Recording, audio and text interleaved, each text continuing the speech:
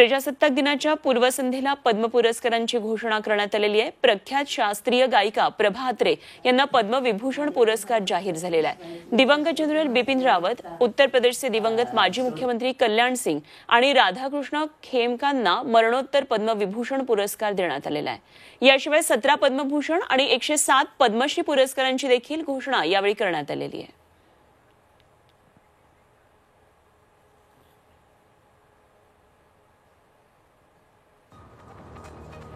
रायगड जिल्ह्यातल्या ग्रामीण भागामध्ये आरोग्य सेवा देणाऱ्या डॉक्टर हिम्मतराव बावस्कर यांना पद्मश्री पुरस्कार जाहीर झालेला आहे। हिम्मतराव बावस्कर यांनी विंचूदंशावर उपचार पद्धती शोधून शेकडो रुग्णांना जीवदान दिलेलं आहे।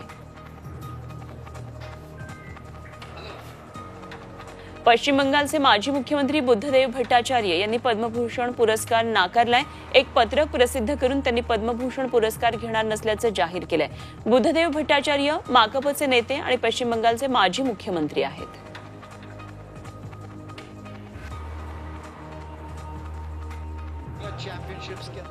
टोकियो ऑलिम्पिक 2020 मध्ये भारताला भालाफेकीमध्ये गोल्ड मेडल मिळवून देणाऱ्या नीरज चोप्राला आणखी एक पुरस्कार मिळणार आहे। यंदाच्या प्रजासत्ताक दिनी त्याला परम विशिष्ट सेवा पदक देऊन गौरवण्यात येणार आहे।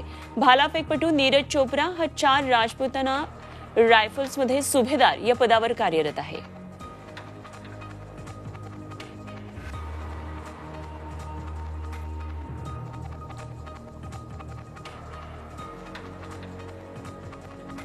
यंदा 15 वर्षांनंतर महाराष्ट्राच्या एनसीसी कॅडेटला देशात एअरविंग बेस्ट कॅडेट पुरस्कार मिळालाय। कॅडेट वॉरंट ऑफिसर पृथ्वी पाटील या तरुणीनं हा पुरस्कार पटकावलेला आहे। प्रजासत्ताक दिन संचलनामध्ये ती सहभागी होणार आहे। मूळची सांगलीची असलेली पृथ्वी मुंबई नजीक मीरा रोड इथे राहते। 28 जानेवारीला मोदींच्या हस्ते तिचा सन्मान केला जाणार आहे।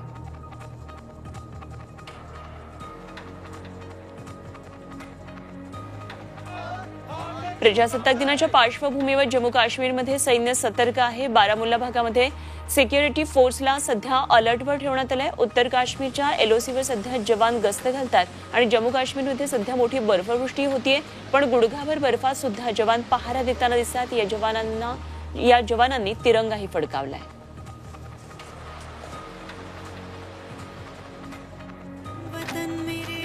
यंदा 29 जानेवारीचा बीटिंग द रिट्रीट सोहळा हा खास असणार आहे। यावेळी दिल्लीच्या आसमंतात विद्युत रोषणाईचा खेळ पाहता येणार आहे। यावेळी आकाशात 1000 ड्रोनचं अनोखं सिंक्रोनायझेशन पाहता येणार आहे। जोडीला संगीत आणि लेझर शो देखील असणार आहे। स्वातंत्र्याच्या 75व्या वर्षानिमित्त 23 जानेवारी ते 30 जानेवारी दरम्यान विविध कार्यक्रम आखलेले आहेत।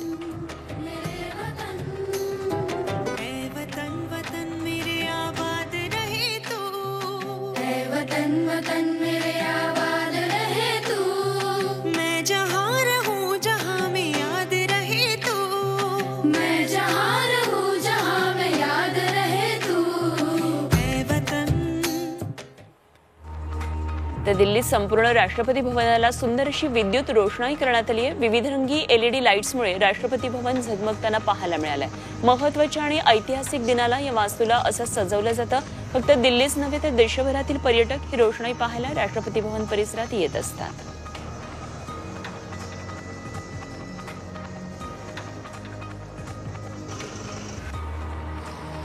प्रजासत्ताक दिनाच्या पूर्वसंध्येला देशातल्या ऐतिहासिक वास्तूंना रोषणाई केली जाते आणि त्यानुसार दिल्लीतल्या कुतुब मिनारलाही आकर्षक अशी विद्युत रोषणाई करण्यात आली आहे। 73व्या प्रजासत्ताक दिनानिमित्त संपूर्ण कुतुब मिनार सजले। लाईट्समुळे कुतुब मिनारचा थाट अजूनच वाढलाय। पर्यटकांनाही हा आकर्षक कुतुब मिनार खुणावतोय।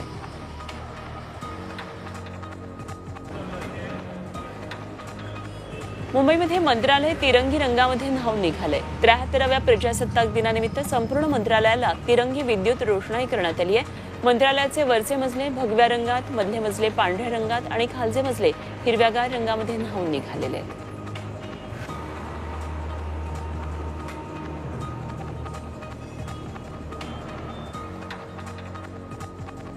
प्रजासत्ताक दिनाच्या पार्श्वभूमीवर मुंबईतल्या सीएसएमटी रेल्वे स्टेशन आणि मुंबई महानगरपालिकेच्या मुख्यालयाला तिरंग्याची आकर्षक रोषणाई करण्यात आली आहे।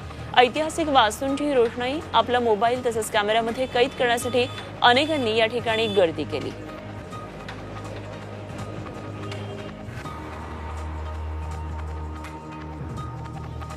प्रजासत्ताक दिनाच्या पूर्वसंध्येला कल्याणमधला सर्वात महत्त्वाचा रस्ता तिरंग्यानं उजळून निघालाय. दुर्गाडी चौक ते प्रेम ऑटो मार्ग महापालिकेनं तिरंगी रोषणाई या मार्गावर केली. 120 स्ट्रीट लाईट पोलवर एलईडीने सजावट केली आहे. आगामी काळामध्ये ओक टॉवर, पत्री पूल या ठिकाणी सुद्धा अशीच रोषणाई केली जाणार आहे.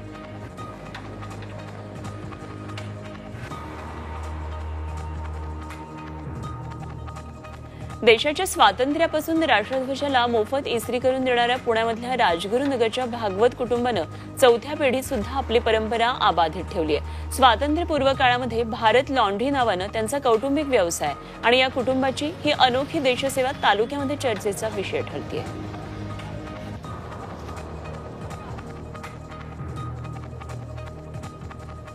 राज्यातल्या 51 पोलीस अधिकारी कर्मचाऱ्यांना पदकं जाहीर करण्यात आली आहेत. 4 राष्ट्रपती विशिष्ट सेवा तर 7 जणांना पोलीस शौर्य पदक जाहीर झाले आहे. प्रशंसनीय सेवेकरता 40 जणांना पोलीस पदकं जाहीर झालेली आहेत. तर केंद्रीय गृह विभागातर्फे दरवर्षी प्रजासत्ताक दिनाच्या पूर्वसंध्येला पोलीस पदक जाहीर करण्यात येतात. यावर्षी एकूण 939 पोलीस पदकं जाहीर झाली आहेत आणि त्यापैकी महाराष्ट्राला 51 पदकं मिळालेली आहेत.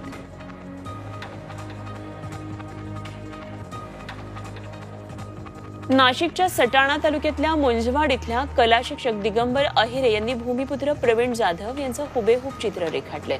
स्वातंत्र्य अमृत महोत्सवाचा बहुमान, आपला भूमिपुत्र आपला अभिमान अशी चारोळी शाब्दिक साथ चढवत जवानांप्रती अभिनव पद्धतीनं आदरभाव व्यक्त केलाय.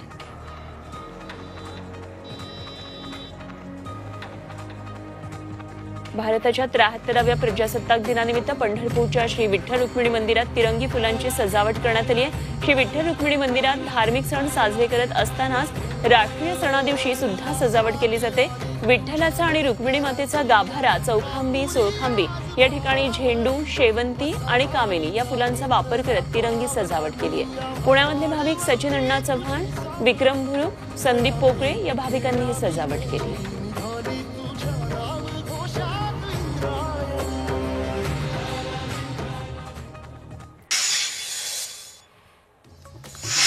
अहमदनगरमधल्या कोरोना परिस्थितीला अंदाज घेऊन शाळा सुरू करण्याचा निर्णय घेतला जाईल असं पालकमंत्री हसन मुश्रीफ यांनी सांगितलंय.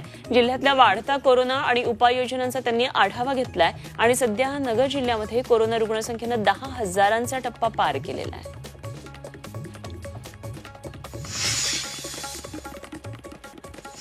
भंडारा जिल्ह्यामध्ये निवडणुकीचा निकाल लागताच दुसऱ्याच दिवसापासून महावितरणनं शेतकऱ्यांना शॉक द्यायला सुरुवात केली. 250 कोटी इतक्या थकीत वीज बिलांपोटी महावितरणनं कनेक्शन कापण्याचा सपाटा लावलाय.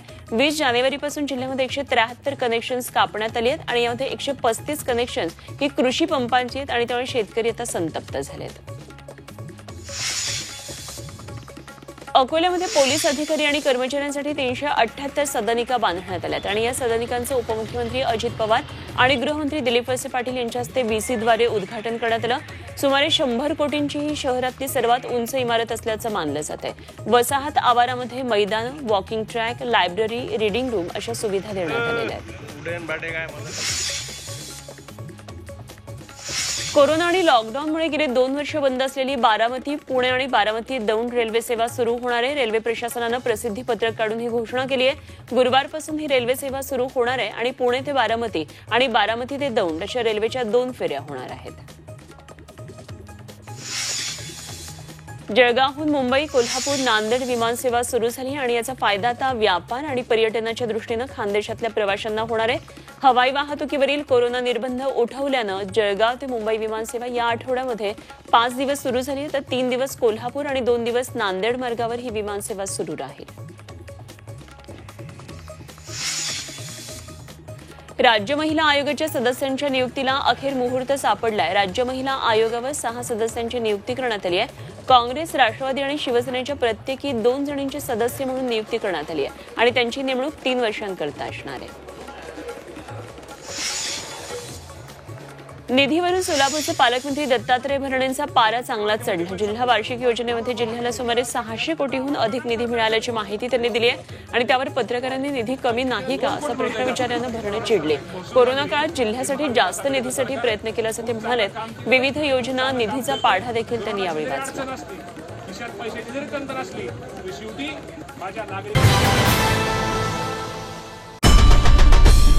आई भवानीचा गजर म्हणजे झी 24